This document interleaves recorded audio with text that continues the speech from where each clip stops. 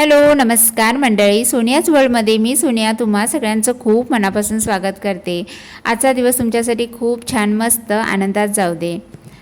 आजचा व्हिडिओ आहे ना माझ्यासाठी खूप जास्त खास आहे, कारण आजच्या व्हिडिओमध्ये मी तुमच्यासोबत ना कोणता व्लॉग शेअर करणार आहे ना कोणती रेसिपी तुमच्यासोबत शेअर करणार आहे। तर आजच्या व्हिडिओमध्ये मी तुम्हाला माझ्या आयुष्यातल्या एका प्रवासाबद्दल बोलणार आहे, आणि तो म्हणजे माझ्या आईपणाचा प्रवास।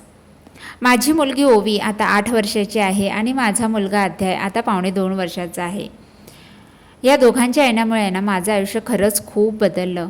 आई होण्यापूर्वी आयुष्य खूप वेगळं होतं, स्वतःसाठी वेळ होता, पण आई झाल्यानंतर खूप चेंजेस आले। माझ्या प्रत्येक दिवसाची सुरुवात आणि शेवट माझ्या मुलांभोवती फिरू लागला। जेव्हा ओवीचा जन्म झाला ना तेव्हा मी पहिल्यांदा आई झाले, आणि त्यावेळेला आनंद भरपूर झाला होता, पण भीतीही होती की मला सगळं जमेल की नाही, आई म्हणून मी कुठे कमी नाही पडली पाहिजे। पण एक सांगू का, आई होण्यासाठी आहे ना ना कोणतं पुस्तक असतं किंवा ना कुठला कोर्स असतो। प्रत्येक आई तिच्या मुलासोबत शिकत जाते, आणि माझ्या बाबतीतही तसंच होत गेलं। ओवी जसजशी मोठी होत गेली आहे ना तशीही मीही तिच्यासोबत आई म्हणून मोठी होत गेले। आणि मग पुन्हा 6 वर्षांनी आमच्या आयुष्यात आला माझा अध्याय। आणि खरं सांगू त्यावेळेला ना निवांत होते असं वाटलं होतं, आता मला अनुभव आहे त्यामुळे इतकी भीती नाही वाटली। पण नंतर जाणवलं 2 मुलांची आई होणं ना खूप वेगळं आहे, आणि तो वेगळा अनुभव आहे। यामुळे मात्र एक गोष्ट नक्की जाणवली, तुमचं पहिलं बाळ जितकं शांत असेल ना तितकं तुमचं दुसरं बाळ जास्तच खोडकर आणि आगाऊ असतं। आणि हे मी रोज अनुभवते, रोज माझ्या अध्यायाच्या एकेका कृतीमधून त्याचा खोडकरपणा आणि आगाऊपणा मी रोज अनुभवते आहे। आता आहे ना माझा दिवस कधी सुरू होतो आणि कधी संपतो मला खरंच कळत नाही।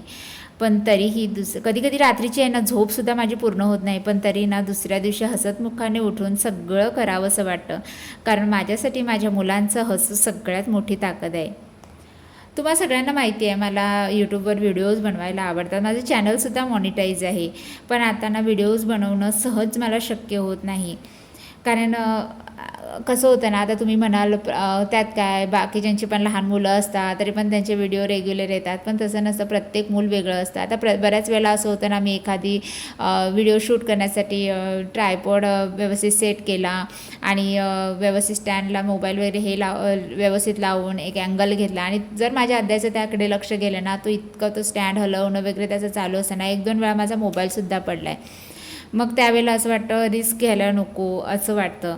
पण त्यातून एक जाणवलं ना की स्वप्नच आपली संपत नाहीत, पण ती थोड्या वेळासाठी आहे ना थांबावी लागतातच।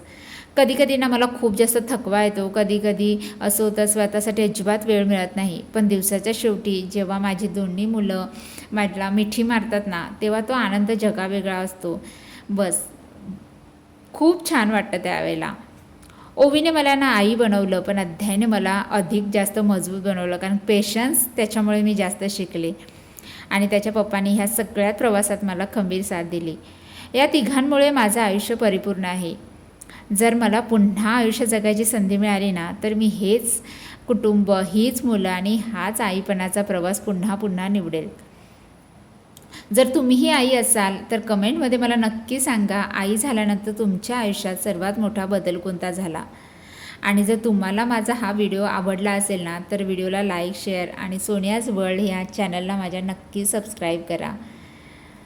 आता भेटूया आपण नेक्स्ट व्हिडिओमध्ये, तोपर्यंत काळजी घ्या, आनंदात राहा, आनंदात जगा। भेटूया नेक्स्ट व्हिडिओमध्ये, बाय।